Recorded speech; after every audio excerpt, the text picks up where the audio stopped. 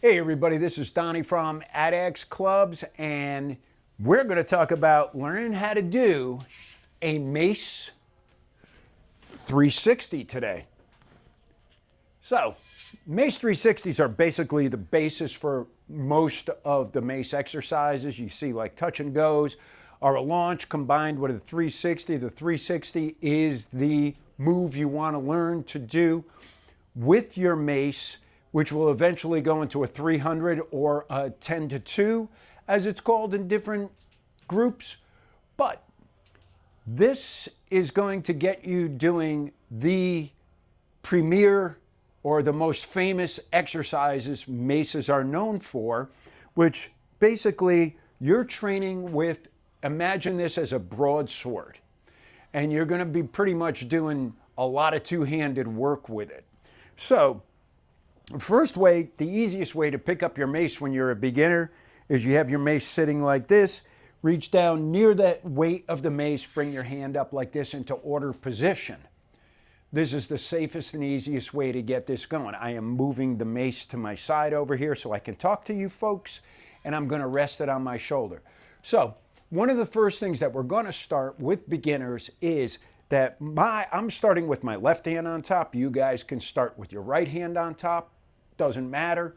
But the purpose of mentioning that is that if my left hand is on top, I am going to begin my Mace 360 from my order position by dumping it over my right shoulders. Left hand on top, opposite shoulder. This provides a better clearance. And I'll show you this way. If my right hand was on top and I go to put it over my right shoulder, my forearm is close to my head. But if my left hand is on top and I go to put it over my shoulder, it opens up the window of my hands bigger. See that? And it changes. So when you hold the Mace, it'll give you another inch or two of clearance. That is the purpose of this, because it doesn't do anything physiologically to you. People tried to say that it does, that it's going to ruin your shoulder, but the 10 to 2 is a prime example of using the same hand over the same shoulder. You do it for half the reps. So with that being said, don't listen to those folks. I've been doing this for a long time. Left hand on top, pick up the Mace that way, get in a nice order position. Order position means marrying your elbows right to your sides, right here. Squeeze it in. Stand tall, shoulders pulled down with the lats and back.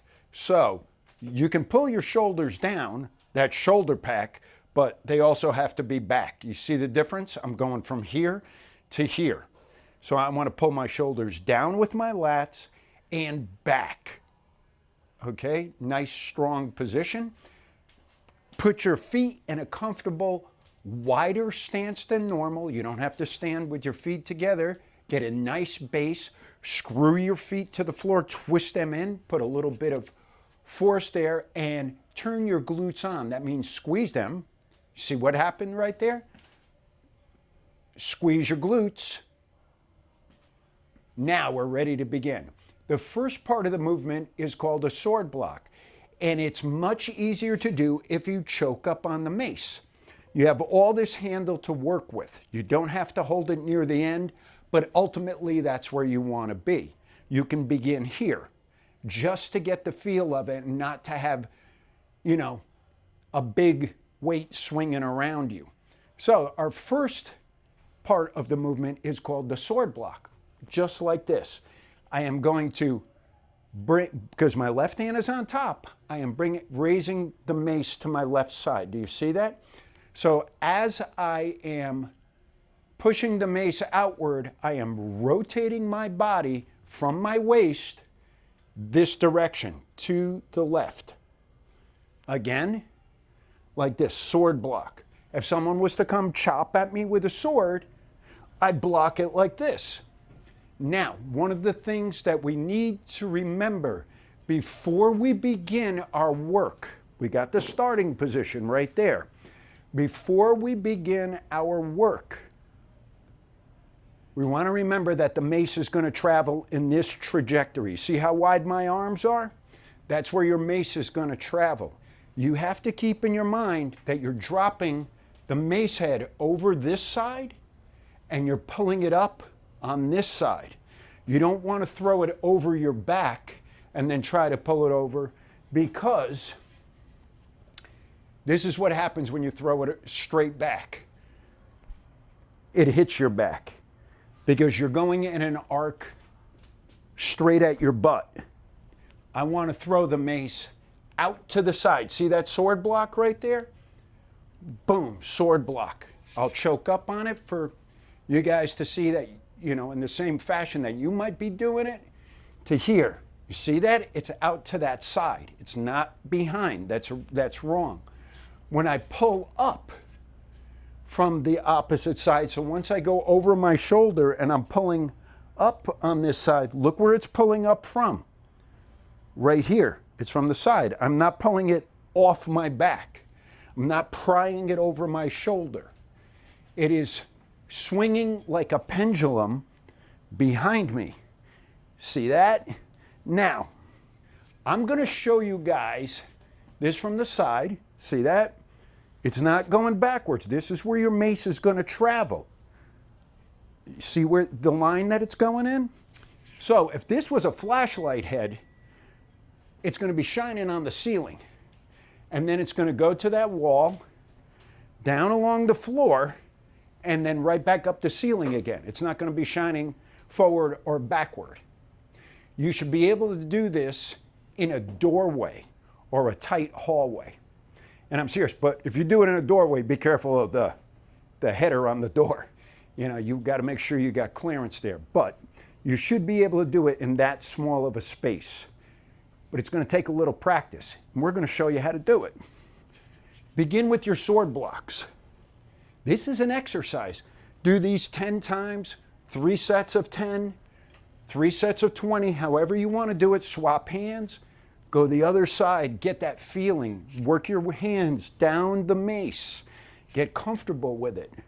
The more you move your hands on the mace while it's moving and change your position, the better of a mace swinger you'll be. Okay? So we've got that first position. Now, what do you do once you get it out to the side and you want to be a little more intrepid? Just let it drop behind you. See that? Watch this. Sword block, drop. Pull it back. Sword block, drop. Watch it from the back. Sword block, drop. I'm working basically with my hands almost right over the top of my head. You got that? Give it a try. One more time. Sword block, drop. Now, if you have to pull it back over because it gets stuck back there, now you can pry it over your shoulder and bring it back to make it easier instead of trying to get out of it by doing a parry cast. Parry cast is another exercise, a little more advanced for your elbow and your wrist movement. Once you get the mace back here and you're comfortable with your hands here, and I'm showing you pretty poor form because my hands are above my head. Technically, you want to be here for your good mace swing, but we'll start here until you get the feeling. When the mace drops on this side, try to follow the wiggle with your hip, absorb it.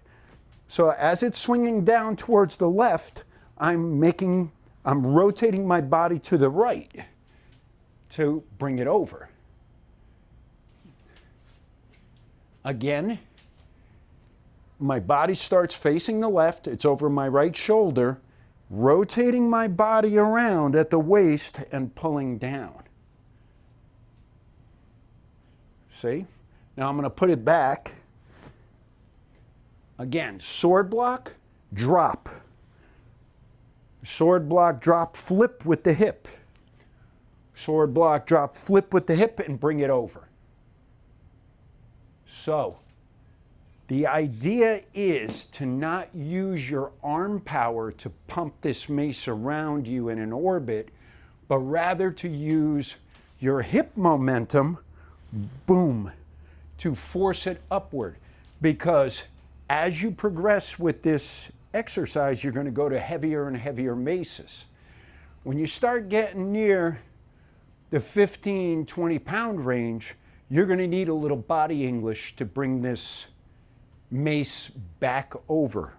So I'm going to show you with the right hand on top, choked up. Sword block to drop, pry it back over the wrong way, but just to get it, you know, keep your exercise going until you learn it. Sword block drop to hip movement. Sword block drop to pull over. So you wanna lift, drop, pull, catch. And every time you come back to order position right here in the center, you are gonna put your elbows on your sides to help you out. See this? Now I'm gonna go right down the handle and see how I'm going in the same direction, but I'm using the hands that are going over the opposite shoulder and the same shoulder. This is how you build practice. Get your hands used to moving around on the mace. Start with a very light mace at first. Well, anyway, if you guys are interested in this and you like this, we've got over 300 videos on our YouTube channel. See you guys on the platform. Peace.